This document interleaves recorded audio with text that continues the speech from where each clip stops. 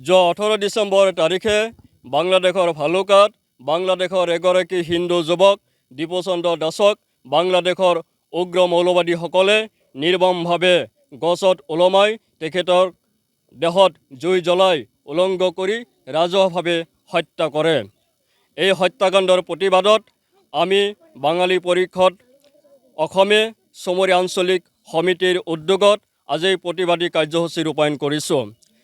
আমি দাবী উত্থাপন কৰিছোঁ এই ঘটনাৰ লগত যিসকল নৰপিশাচ যিসকল কালপিত জড়িত হৈ আছে তেওঁলোকক সীমিত সময়ৰ ভিতৰত গ্ৰেপ্তাৰ কৰি তেওঁলোকক ফাঁচী কাঠত ওলোমাৰ বাবে আমি দাবী উত্থাপন কৰিছোঁ। তৎকালীনভাৱে ভাৰত চৰকাৰে বাংলাদেশ চৰকাৰৰ ওপৰত হেঁচা প্ৰয়োগ কৰি বাংলাদেশত থকা সংখ্যালঘুসকলৰ ওপৰত যাতে কোনো দুষ্কৃতিকাৰীয়ে অত্যাচাৰ কৰিব নোৱাৰে আৰু তেওঁলোকৰ জীৱন সা সম্পত্তি আৰু তেওঁলোকৰ নিৰাপত্তা যাতে সুৰক্ষিত হয় তাৰ কাৰণে ভাৰত চৰকাৰে ব্যৱস্থা গ্ৰহণ কৰিব লাগে। আৰু এটা কথা আমি ক'ব বিচাৰিছোঁ যে বাংলাদেশত কোনো শাসন নাই, তাতে মৌলবাদীসকলৰ এক ফেচিবাদী শাসন চলে। গতিকে তেনেকুৱা এখন ৰাষ্ট্ৰৰ ওপৰত আন্তঃৰাষ্ট্ৰীয়ভাৱে হেঁচা প্ৰয়োগ কৰি বিহিত ব্যৱস্থা গ্ৰহণ কৰি তাতে হিন্দুসকল যাতে সুৰক্ষিত হৈ থাকে তাৰ কাৰণেও আমি দাবী উত্থাপন কৰিছোঁ।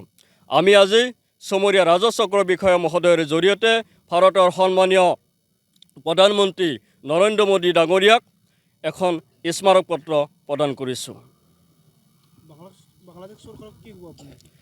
আমি বাংলাদেশ চৰকাৰক এইটোৱে ক'ব বিচাৰিছোঁ যে বাংলাদেশত সঘনাই এইটোৱে নহয় সঘনাই ধাৰাবাহিকভাৱে হিন্দুসকলৰ ওপৰত সংখ্যালঘুসকলৰ ওপৰত নিৰ্মমভাৱে অত্যাচাৰ চলি আছে। এই অত্যাচাৰ বন্ধ কৰিবৰ কাৰণে বাংলাদেশ চৰকাৰে বিহিত ব্যৱস্থা গ্ৰহণ কৰিব লাগে আৰু এনেকুৱা অমানৱীয় ঘটনা যিসকল কালপিতে কৰে তেওঁলোকক কঠোৰৰ পৰা কঠোৰতম শাস্তি প্ৰদান কৰিবৰ কাৰণে আমি বাঙালী পৰিষদ অসমে দাবী উত্থাপন কৰিছোঁ। যিকোনো খবৰৰ বাবে যোগাযোগ কৰক আমাৰ এই নম্বৰত 9181 307 2221।